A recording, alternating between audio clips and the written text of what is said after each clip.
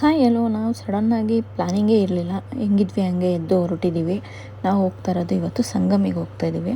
So ನನ್ನ cousins ಎಲ್ಲ ಕಾಲ್ ಮಾಡಿ ರೆಡಿಯಾಗಿ ಅಕ್ಕ ಅಂತ ಹೇಳಿಬಿಟ್ಟು ಕಾಲ್ ಮಾಡಿದ್ರು. ನಾನು ಕೂಡ ರೆಡಿಯಾಗಿದ್ದೆ. ಅಷ್ಟರಲ್ಲಿ ನಮ್ಮ ಬೇಬಿ ಕೂಡ ಬಂದಿತ್ತು. ಎಲ್ಲರೂ ಕೂಡ ಗೊತ್ತಲ್ಲ, ಎಲ್ಲರೂ ಸೇರಿದ್ರೆ ಹೆಂಗಿರುತ್ತೆ, ಸೊ ಫನ್ನಿ ಎಂಜಾಯ್ಮೆಂಟ್ ಅಂತ ಹೇಳ್ಬಿಟ್ಟು. ಸೊ ನಮ್ಮ ಬೇಬಿ ಕೂಡ ಏನೇನೆಲ್ಲ ಮಾತಾಡ್ತಾಳೆ ಕೇಳಿಸ್ಕೊಳ್ಳಿ.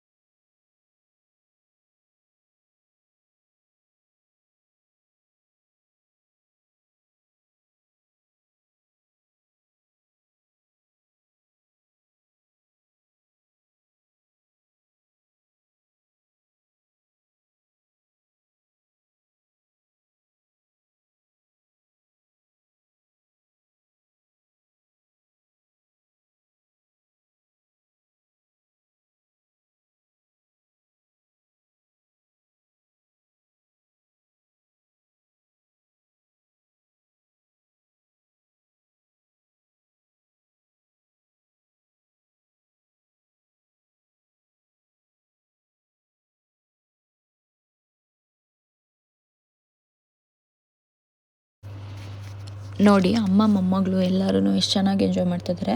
ಅದರಲ್ಲೂ ಕೂಡ ಅವಳಂತೂ ಸಿಕ್ಕಾಪಟ್ಟೆ ತರಲೆ. ಎಷ್ಟು ಮಾತಾಡ್ತಿದ್ಲು ಅಂದರೆ ಸಿಕ್ಕಾಪಟ್ಟೆ ಮಾತಾಡ್ತಾಯಿದ್ಲು. ಅವಳಿದ್ರೆ ನಮಗೆ ಟೈಮ್ ಪಾಸ್ ಆಗೋದೇ ಗೊತ್ತಾಗ್ತಿರ್ಲಿಲ್ಲ. ನಾವು ಜಾಗ ಇಲ್ಲದೇ ಒಬ್ಬರ ಮೇಲೆ ಒಬ್ಬರು ಕೂತ್ಕೊಂಡು ಹೋಗಿದ್ದೀವಿ. ಅದೊಂಥರ ಚೆನ್ನಾಗಿದೆ ಎಂಜಾಯ್ಮೆಂಟು.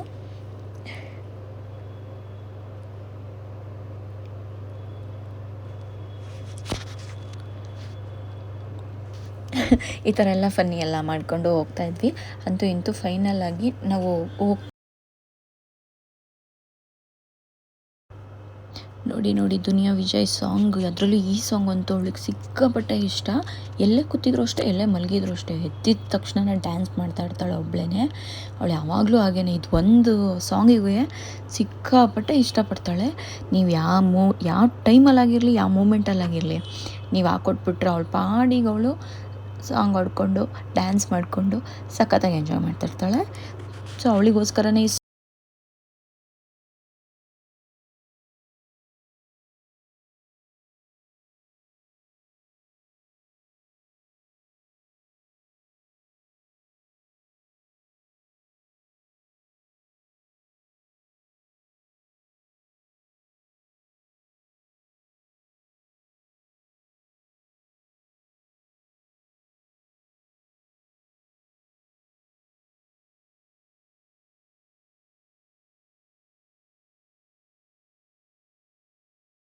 ಫೈನಲಿ ಸಂಗಮಕ್ಕೆ ಎಂಟ್ರೆನ್ಸ್ಗೆ ರೀಚ್ ಆಗಿದ್ದೀವಿ. ಸೊ ಹೋಗ್ತಾ ಇದ್ದೀವಿ. ಸೊ ಹೋಗ್ತಾ ಹಾಗೇ ಕೂಡ ನಮಗೆ ನನ್ನ ಫೇವ್ರೆಟ್ ಗಾಡ್ ಮಾದೇಶ್ವರಂದು ದರ್ಶನ ಕೂಡ ಆಗುತ್ತೆ. ಶಿವನ ದರ್ಶನ ಆಗುತ್ತೆ. ಸೊ ನನಗೆ ಎಲ್ಲೇ ಹೋದರೂ ಅಷ್ಟೇ, ಶಿವನ ದರ್ಶನ ಅಂತೂ ಹಾಗೇ ಆಗುತ್ತೆ ಕಂಪಲ್ಸರಿ, ಏನಂತ ಗೊತ್ತಿಲ್ಲ. ಸೊ ಅವ್ರ ಕಲೆಕ್ಷನಿಗೋಸ್ಕರ ನಿಲ್ಲಿಸ್ಕೊಂಡಿದ್ರು ಗಾಡಿನೆಲ್ಲ. ಅವರಿಗೂ ಸ್ವಲ್ಪ ಮಾತಾಡಿಸಿ ಕಳಿಸಿದ್ದಾಯಿತು.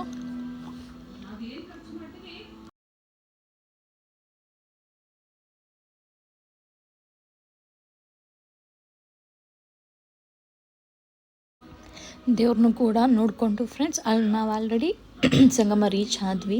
ನಮ್ಗೆ ಹೋಗಿದ ತಕ್ಷಣವೇ ಸಿಕ್ಕಾಪಟ್ಟೆ ಹೊಟ್ಟೆ ಹಶ್ವಾಗ್ತಾಯಿತ್ತು. ಗಾಡಿ ನಿಲ್ಲಿಸಿದ್ದೆ ತಡ ಎಲ್ಲರೂ ಇಳಿದ್ಬಿಟ್ಟು ಸಿಕ್ಕಾಪಟ್ಟೆ ಹಶ್ವಾಗ್ತಾಯಿತ್ತು ಅಂತ ಹೇಳಿಬಿಟ್ಟು ಗೊತ್ತಲ್ಲ ನಿಮಗೇ ಹೊಟ್ಟೆ ಹಶ್ವಾಗ್ಬಿಟ್ರೆ ಆಲ್ರೆಡಿ ನಾವು ಹೋದಾಗ್ಲೇ ಒಂದು 2:30 ಆಗಿಬಿಟ್ಟಿತ್ತು. ಮಾರ್ನಿಂಗಿಂದ ಯಾರೂ ಕೂಡ ಏನೂ ತಿಂದಿರಲಿಲ್ಲ. ನಾನಷ್ಟೇ ತಿನ್ಕೊಂಡು ಹೋಗಿದ್ದ ತಕ್ಷಣ ಫಸ್ಟ್ ಹುಡುಕಿದ್ದೆ ನಾವು ಹೋಟೆಲು. ಅಲ್ಲೋಗಿ ಸ್ವಲ್ಪ ನಾವು ಊಟ ಎಲ್ಲ ಮಾಡಿಕೊಂಡು ಆಮೇಲೆ ಹೊರಗಡೆ ಹೋಗೋಣ ಅಂತ ಹೇಳ್ಬಿಟ್ಟು ಡಿಸೈಡ್ ಮಾಡ್ಕೊಂಡ್ವಿ. ಸೊ ಫೈನಲಿ ತಿಂಡಿ ಊಟ ಎಲ್ಲ ಮುಗಿಸಿ ಬಂದ್ವಿ. ಸೊ ನೋಡಿ ಫ್ರೆಂಡ್ಸ್ ಪ್ಲೇಸ್ ಹೇಗಿದೆ ಅಂತ, ಸಖತ್ತಾಗಿದೆ ಪ್ಲೇಸ್ ಮಾತ್ರ. ಬಟ್ ನೀರಿರಲಿಲ್ಲ, ಅದು ಒಂದೇ ಬೇಜಾರು. ಕೆಲವು ಕಡೆ ಅಷ್ಟೇ ನೀರು ಹೋಗ್ತಾಯಿತ್ತು, ಇನ್ನು ಕೆಲವು ಕಡೆ ಎಲ್ಲ ಫುಲ್ ಖಾಲಿನೇ ಇತ್ತು.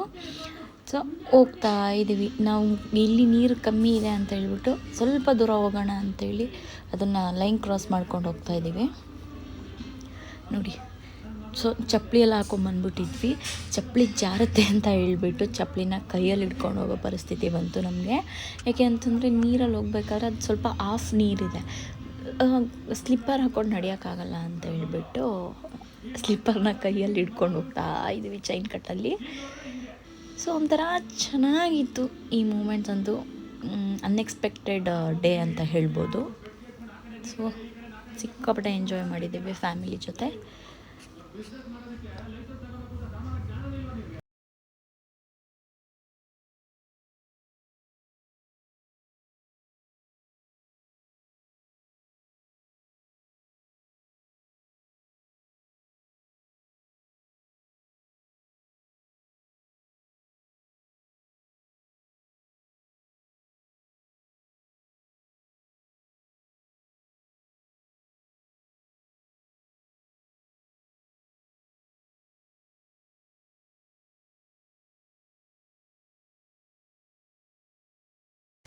ನೀರಲ್ಲೆಲ್ಲ ಆಟಾಡಿ ಮುಗಿಸಿ ನಾವು ರಿಟರ್ನ್ ಆಗ್ತಾಯಿದ್ದೀವಿ.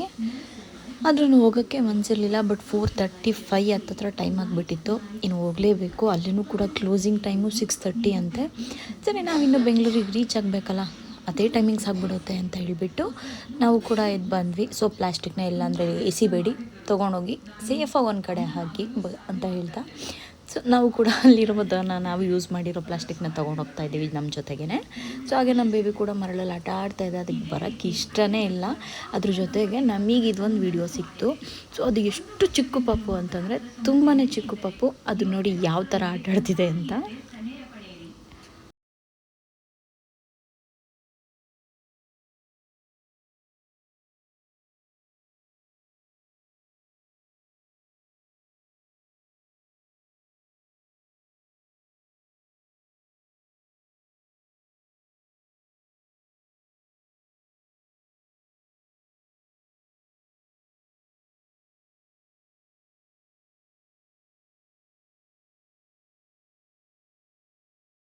ನೀರಲ್ಲೆಲ್ಲ ಆಟಾಡಿ ಹಶ್ವಾಗಿತ್ತು ಅಂತೇಳಿ ಈಗ ಫಿಶ್ ತಿನ್ನೋಕೆ ಬಂದಿದ್ದೀವಿ. ಸಂಗಮಕ್ಕೆ ಬಂದು ನಾವು ಫಿಶ್ ತಿಂದಿಲ್ಲ ಅಂತಂದರೆ ಫಿಶ್ಶಿಗೂ ತೃಪ್ತಿ ಇರೋಲ್ಲ, ನಮಗೂ ಕೂಡ ತೃಪ್ತಿ ಇರೋಲ್ಲ. ಇಲ್ಲಿರೋರೆಲ್ಲ ಫಿಶ್ ಪ್ರಿಯರೇ, ಏಕೆಂದರೆ ಸಿಕ್ಕಾಪಟ್ಟೆ ತಿಂತೀವಿ ಫಿಶ್ನ. ಸೊ ಹಾಗೆಯೇ ಕೂಡ ಎಲ್ಲರೂ ಫಸ್ಟು ಟೇಸ್ಟಿಗೆ ಒಂದೊಂದು ತೊಗೊಂಡ್ವಿ. ಹೋಗ್ತಾ ಹಾಗೆ ಒಂದು ಎರಡು ತಿನ್ಕೊಳ್ತಾ ಕೂತಿದ್ವಿ. ಸೊ ಹಾಗೆಯೇ ಎಲ್ಲ ಮುಗಿಸಿದ್ವಿ. ಫೈನಲಾಗಿ ಎಷ್ಟು ತಿಂದ್ವಿ, ಯಾವ ಥರ ಫಿಶ್ ಖಾಲಿ ಮಾಡಿದ್ದೀವಿ ಅಂತ ನಿಮಗೂ ಕೂಡ ತೋರಿಸ್ತೀನಿ ನೋಡಿ. ನಮ್ಮ ಬೇಬಿನೂ ಕೂಡ ಫಿಶ್ ತಿನ್ನುತ್ತೆ. ಸೊ ಫೈನಲಾಗಿ ಇಷ್ಟು ಕಂಪ್ಲೀಟ್ ಮಾಡಿದ್ದೀವಿ ಫಿಶ್ ಎಲ್ಲನೂ. ಆಲ್ರೆಡಿ ಒಂದು ರೌಂಡ್ ತೊಗೊಂಡೋಗಿ ಅವ್ರು ಬಿಸಾಡಿದ್ರು, ಅದು ಮಿಕ್ಕಿರೋದು ಇದಿಷ್ಟಿದೆ. ಫ್ರೆಂಡ್ಸ್ ಇವತ್ತಿನ ವ್ಲಾಗ್ನ ಇಲ್ಲಿಗೆ ಸ್ಟಾಪ್ ಮಾಡ್ತಿದ್ದೀನಿ. ನನ್ನ ಚಾನಲ್ನ ಸಬ್ಸ್ಕ್ರೈಬ್ ಮಾಡಿ, ಲೈಕ್ ಮಾಡಿ ಅಂತ ಹೇಳ್ತಾ